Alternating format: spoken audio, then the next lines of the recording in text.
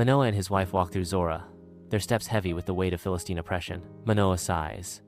It is sorrowful that we are childless. In the quiet of night, Manoah's wife kneels, her hands clasped tightly in prayer as soft candlelight dances across her face. Suddenly, an angel of the Lord appears, his presence filling the room with an otherworldly glow. The angel commands, "Don't drink wine or eat anything unclean, and never let a razor touch his head." Sunlight floods Manoah's humble home as Manoah's wife recounts her divine encounter with radiant excitement. Manoah listens intently, his brow furrowed in thought, absorbing the incredible news. "An angel visited me, Manoah.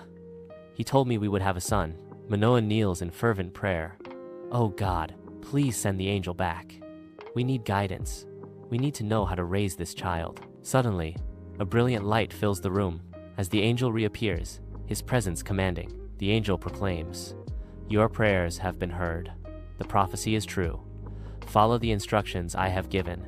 He will deliver Israel from the Philistines." In Zorah, a youthful Samson, blessed with divine power, displays astonishing strength. Onlookers watch in amazement as he effortlessly hoists massive stones. The Spirit of God stirs within him, foreshadowing his extraordinary destiny. Samson walks the dusty road to Timnah, his eyes fixate on a Philistine woman. He stops, captivated by her beauty.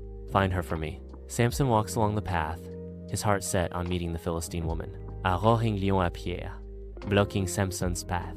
Empowered by the Spirit of the Lord, Samson tears the beast apart with his bare hands. After the encounter, Samson conceals the deed from his parents. Amidst the wedding feast, Samson discovers the lion's carcass, now home to a hive of bees and glistening honey. He carefully scoops out a handful of the honey, savoring its sweetness. Samson approaches his parents, offering them the honey without revealing its origin. The hall echoes with drunken revelry as Samson stands, a smirk playing on his lips. He surveys the 30 Philistine companions, their faces flushed with wine and anticipation. Samson announces, "Out of the eater, something to eat.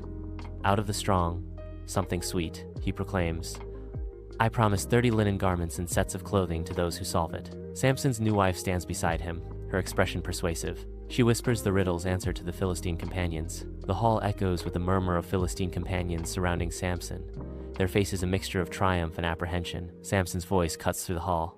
"If you hadn't plowed with my heifer, you wouldn't know my riddle." Empowered by God's Spirit, Samson strides toward Ashkelon, his purpose unwavering. Samson strikes down 30 men with brutal efficiency. He strips the bodies of their garments. Samson presents the clothes as payment to the men who solved his riddle. Under the scorching sun, Samson strides towards his wife's family home, anticipation in his eyes. The gates remain shut, and stony faces greet Samson, shattering his expectations. Denied access, rage ignites within Samson.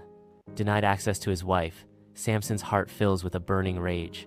He vows revenge against the Philistines. Under the cloak of night, Samson moves with purpose, his eyes reflecting the fire within. He seizes the foxes, their wild fur a stark contrast against his strong hands. With calculated precision, he binds the foxes together, preparing them for their fiery mission. Torches ignite, transforming the night into a canvas of dancing shadows and impending doom. He releases the foxes, their flaming tails streaking across the fields, heralding destruction. The fields erupt in flames, a testament to Samson's wrath as the Philistines' bounty turns to ash. Smoke rises.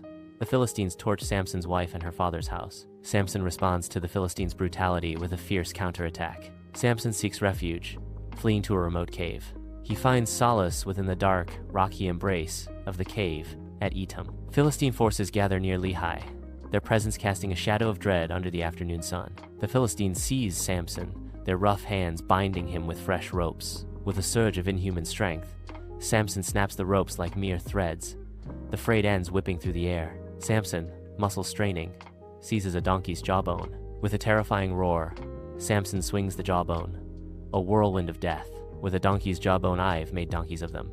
Samson bellows, his voice echoing across the battlefield. 1,000 men fall before him, the battlefield consumed by dust and screams. Under the scorching sun, Samson collapses to his knees, his throat parched, his strength fading. He whispers a desperate prayer to God, seeking salvation from the brink of despair. A deafening crack shatters the silence as water bursts forth from the barren rock, a divine answer to his plea. In disbelief, Samson drinks deeply, the life-giving water reviving his weary body and spirit. Empowered by divine grace, Samson rises, his strength renewed, ready to face his destiny. In Gaza, Samson remains with a Philistine woman, the night air heavy with spices and the city's distant hum. Under the cloak of night, Samson strains, his muscles bulging as he shoulders the massive city gates. He ascends the hill, the weight of the gates, a testament to his superhuman strength. At the summit, he stands silhouetted against the moonlit sky, the gates a dark crown upon his shoulders. In the valley of Sorek, Samson falls for Delilah. The Philistine leaders conspire, their eyes glinting with greed. The Philistine leaders offer her 100 silver shekels each to discover the secret of his strength. Delilah's relentless pursuit wears down Samson, drawing him into her web. Samson, succumbing to Delilah's pressure, finally confesses the secret of his strength. He reveals the truth. His uncut hair is the source of his divine power. In the stillness of night, Samson lies in a deep slumber, unaware of the betrayal about to unfold. Delilah, her eyes gleaming with treachery, raises the blade high. With each falling strand, Samson's legendary strength visibly drains away. Captured and shamed, Samson is dragged into the prison. His eyes are gouged out, and shackles bind him as he is forced to grind grain. Unbeknownst to his captors, Samson's hair begins to grow back. Amidst a grand celebration for Dagon, Philistine lords cruelly parade a blind Samson into the temple's heart, intent on turning him into a spectacle. Samson, now positioned between the temple's colossal pillars, reaches out, his hands seeking the cold, unyielding stone. He bows his head, lips moving in silent prayer. "O Lord God, please, strengthen me just once more. Let me repay my enemies for my 2 eyes." Samson pushes with all his might,